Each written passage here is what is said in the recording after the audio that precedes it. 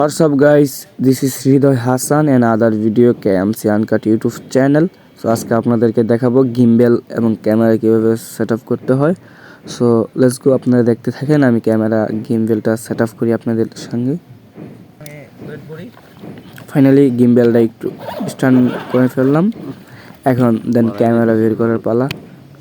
ক্যামেরাটা বের করব। ক্যামেরাটা বের করে ব্যাটারি যা কিছু আছে 56 লাগাবো, সেগুলো লাগানোর চেষ্টা করছি। লাগাবো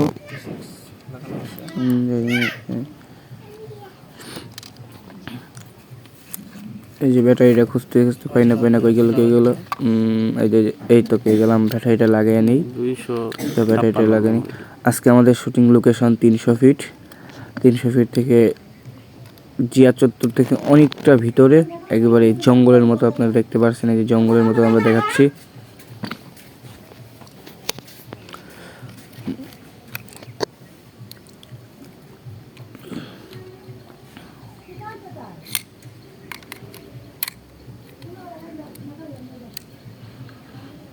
এখন বডিটা গিম্বেলে উঠাবো। গিম্বেল RS3, বডি হলো FX30 সোনি, সিগমা লেন্স 56 থেকে যারা জানেন না ব্যালেন্স করতেছি। গিম্বেল ব্যালেন্স করতে হয় কিভাবে, ব্যালেন্স করতে একটু হয়তো সময় লাগছে। ফাইনালি মোটামুটি 50% কাজ এগিয়ে গেছে।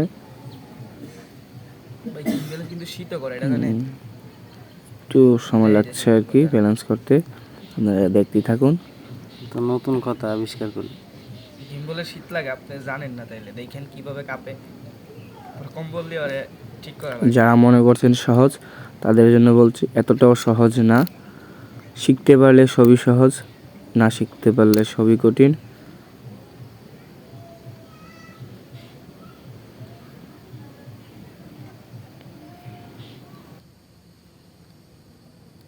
দেন ক্যামেরা কমপ্লিট সেট আপ দাও।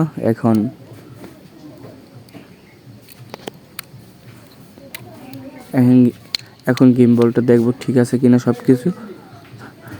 দেন পরে গিম্বল ওপেন করছি আমি। গিম্বলটা ওপেন করে ব্যালেন্স করে নিচ্ছি। এখন ব্যালেন্স করে নিচ্ছি যেন পরবর্তী কোনো সমস্যা না হয় আর কি। মাটিতে রেখে গিম্বলটা ওপেন করে দিব। জায়গা তো লেভেল নাই, একটু সামনে বসা, এদিকে। হ্যাঁ, দেখেন গিম্বলের শীত কিভাবে করে। আপনি হয়তো বিশ্বাস করলেন না আমার কথাটা। রেডি। এখন একটু আপডেট দিয়ে দিচ্ছি। আপডেটটা দিয়ে দিলাম আমি। এই তো ক্যামেরায় শীত লাগতেছে, এরকমটা মনে হচ্ছে। শীতকাল যেহেতু, শীত তো লাগবেই একটু। গিম্বলটা আপডেট দেওয়া হয়ে গেলেই দেন আমরা শুটে চলে যাব। ধন্যবাদ এতক্ষণ ভিডিওটা যারা দেখছেন।